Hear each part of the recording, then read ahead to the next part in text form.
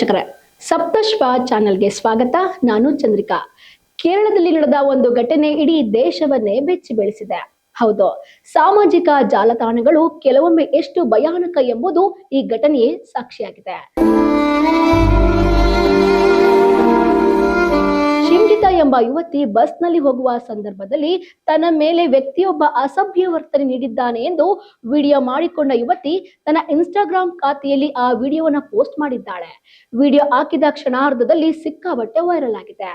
Video ನೋಡಿದಂತಹ ಜನರು ತೀವ್ರ ಆಕ್ರೋಶ ಹೊರಹಾಕಿದ್ದಾರೆ. ಖಾಸಗಿ ಬಸ್ನಲ್ಲಿ ಪ್ರಯಾಣಿಸುತ್ತಿದ್ದ ಒಬ್ಬ ವ್ಯಕ್ತಿಯ ವಿರುದ್ಧ ಅಸಭ್ಯ ವರ್ತನೆ ನೀಡಿದ್ದಾನೆ ಎಂದು ಆರೋಪ ಮಾಡಿದ ಯುವತಿ, ಯಾವುದೇ ಪೊಲೀಸ್ ತನಿಖೆ ಅಥವಾ ಕಾನೂನು ಪ್ರಕ್ರಿಯೆಗೂ ಮುನ್ನವೇ ಆ ವ್ಯಕ್ತಿಯನ್ನು ಸೋಷಿಯಲ್ ಮೀಡಿಯಾದಲ್ಲಿ ಅಪರಾಧಿಯಂತೆ ತೋರಿಸಿದ್ದೇ ಅಪರಾಧ.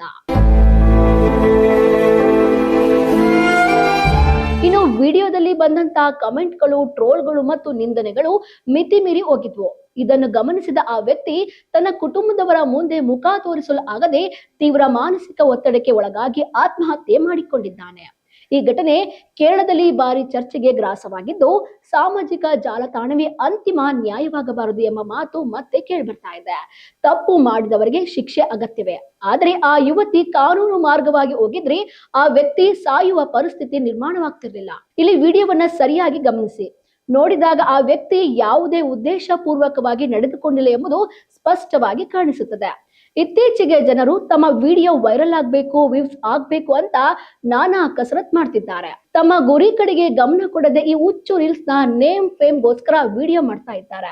ಏನು ಕಂಟೆಂಟ್ ಸಿಕ್ತಿಲ್ಲ ಅಂತ ಈಗ ಈ ರೀತಿಯ ವಿಡಿಯೋ ಮಾಡೋಕೆ ಮುಂದಾಗಿದ್ದಾರೆ. ಇನ್ನು ಯಾವುದೇ ಒಂದು ಸೂಕ್ಷ್ಮ ವಿಡಿಯೋಗಳು ಕೆಲವು ಸಂದರ್ಭದಲ್ಲಿ ಬೇರೆಯವರ ಜೀವಕ್ಕೆ ಕುತ್ತು ತರುವುದರಲ್ಲಿ ಸಂದೇಹವೇ ಇಲ್ಲ. ಈಗ ಸೋಷಿಯಲ್ ಮೀಡಿಯಾ ಎಷ್ಟು ಒಳ್ಳೆಯದೋ ಅಷ್ಟೇ ಕೆಟ್ಟದ್ದು ಅಂದ್ರೆ ತಪ್ಪಾಗ್ಲಾರ್ದು. ಕೇರಳದಲ್ಲಿ ನಡೆದ ಈ ಘಟನೆ ಇಡೀ ದೇಶವನ್ನೇ ಬೆಚ್ಚಿ ಬೀಳಿಸಿದೆ. ಮುಂದೆ ಈ ರೀತಿಯ ಘಟನೆಗಳು ಮರುಕಳಿಸದೆ ಕಾನೂನು ಮಾರ್ಗವಾಗಿ ಹೋಗುವುದು ತುಂಬಾ ಒಳಿತೆನಿಸಬಹುದು.